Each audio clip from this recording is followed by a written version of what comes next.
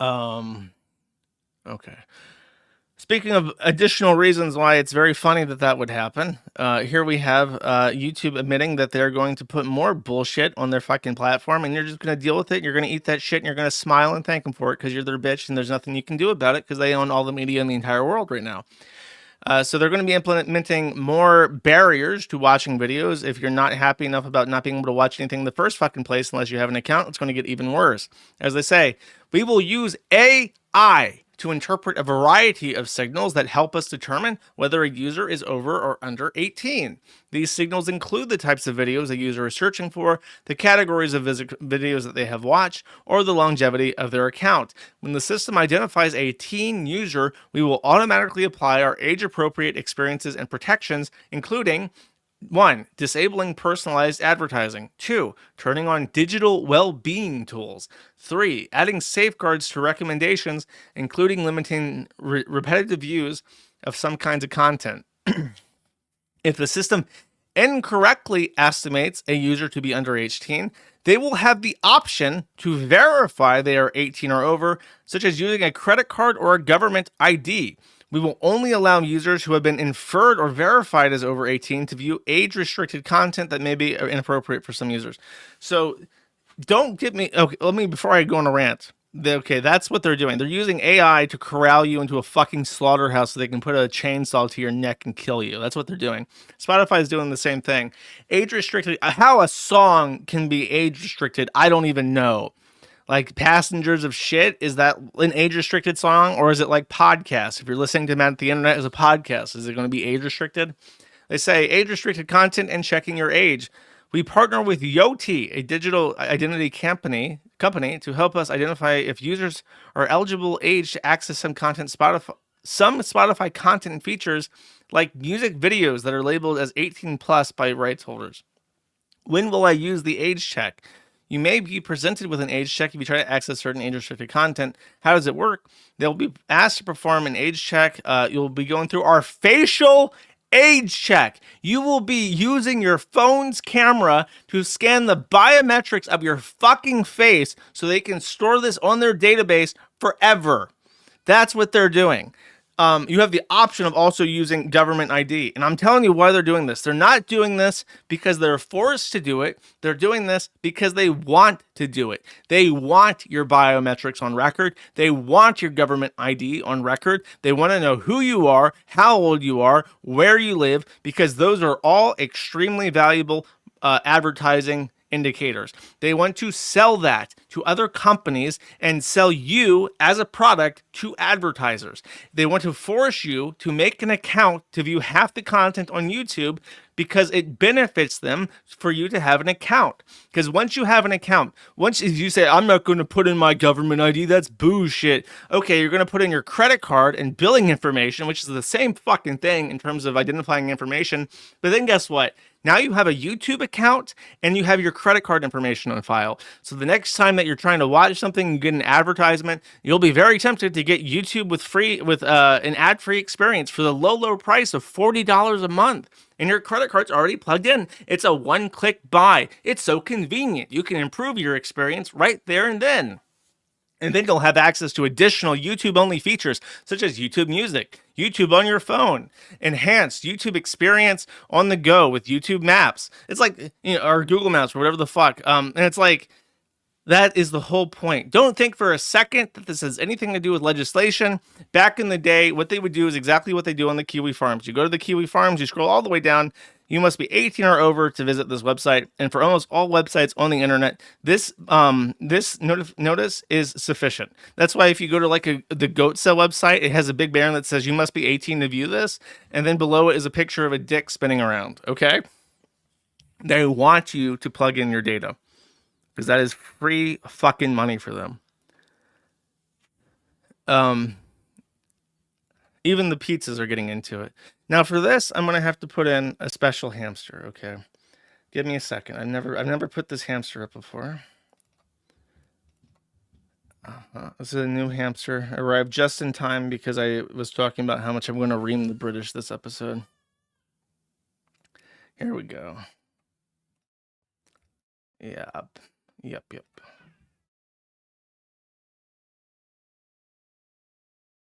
All right, there we go. The British news pugster, I think, is how that goes. Um,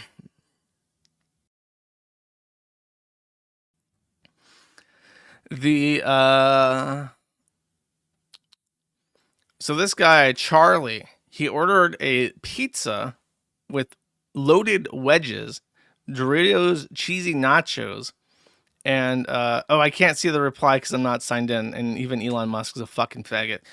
He posted evidence that he was asked for his passport at the door by the delivery guy. Now here's what I think the issue is. You ready? His order has a margarita pizza, and a margarita is a drink when spelled differently. A margarita, as in a Mexican intoxicating beverage, and a margarita, as in a specific type of pizza, are very different. But because it says margarita, it got flagged as an adult only food item. And here, there's one of two reasons why this is the case, I think. Either A, the computer didn't know the difference, and they like the decision to check for ID is handled by AI, or an Indian put together this menu in the app and didn't know the difference between a margarita and a margarita. So he just marked it as an alcoholic beverage, even though that doesn't make any fucking sense because it's a pizza. So it's a cocktail. But actually, I think that this is Indians. I don't think this is AI. I think that the AI is prudent enough that it would see the spelling difference and know that a large margarita probably refers to a pizza and not a cocktail, whereas an Indian is fucking retarded and has no cultural ties to the United States or to England and just doesn't give a shit and probably fucked it up because they're retarded. I think the AI would have gotten this right. Which I mean, that's the one benefit to AI, man. We can get rid of Indians soon. Just kidding. They're gonna be programming the AI, and they're gonna be taking your jobs.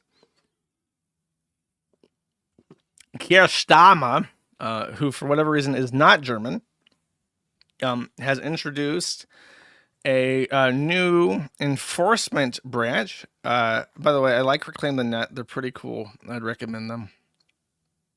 It is called the National Internet Intelligence Investigations Team. So they have launched a very Orwellian new surveillance organization. The United Kingdom realized that it had a very serious issue where, quite frankly, they weren't surveilling enough. And so they've created more surveillance to surveil other things on the internet, because their local PDs, their local constables, were absolutely overwhelmed with the amount of Haas postings and wrongthink and naughty words that were being said on the internet. So they had to set up the National Internet Intelligence Investigations Team to crack down all that hate speech and discriminatory content online. Very cool. Now you might have heard about. Did I talk about this last stream? I think it had just happened. I did just happen. Okay. So as you know, I got another nasty gram from Ofcom, which is their Office of Communications, a non-government regulatory body in the United Kingdom. However, coincidentally, while this was happening, our president Donald J. Trump was in Scotland to play golf or some shit. I don't know what the fuck he was doing, but while he was there, he met with the Prime Minister Keir Starmer in regards to trade at his residential palace. He lives in like a fucking Scottish palace palatial estate. And Keir was there, and Trump basically roasted him continuously for being a fucking retard cuckold and for leading a country that sucks shit and doesn't have any freedom. And while this was happening, Keir Starmer was blurting out, "But we do have freedom, except for hate speech, if that's what you mean." Meanwhile, Ofcom was sending out nasty grams to American companies in regards to online content. So the White House has officially warned the United Kingdom that they're not happy with this and are looking into it quite seriously. Meanwhile, wait, no, I did not talk. Did I not talk about this? Oh, it was on Tuesday. I should have led with this. So we got another email from Ofcom in regards to the Kiwi farms breaking British law yet again. In particular, after our last bout, I made the decision I would block the entire United Kingdom, not because I cared about Ofcom, but because I was concerned about users from the United Kingdom connecting bareback to the Kiwi farms with no VPN and without using Tor, and therefore being stalked and possibly gang raped by their government. So, but when I did this, Ofcom says, mission accomplished then, noise. And that was the end of it. So they were happy with the UK being blocked by the website. I was very content not to care about this because I don't like they can try and be cheeky about it and be like, "Oh, I guess you're complying then. Thank you for complying, American company. We're very happy with your compliance." Even though they said that because it gave instructions on how to use VPNs, how to find a VPN, how to use Tor for free. It said, but we may take issue with the instructions on how to circumvent the ban. But they left it alone and they tried to like epically own me by saying they're satisfied by that. However, during the upgrade, when I bought a bunch of computer hardware and upgraded the Kiwi farm so that the database is on a disk array that's not the file storage disk array. When I did that, I wanted to really focus on the Kiwi farms being as sneaky as possible.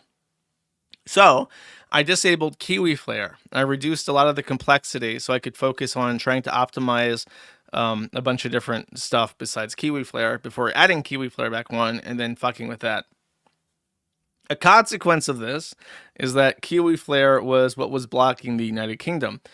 Immediately after I did this, I received another nastygram from Ofcom saying, "We can't help but notice that the Kiwi Farms is once again available in the United Kingdom."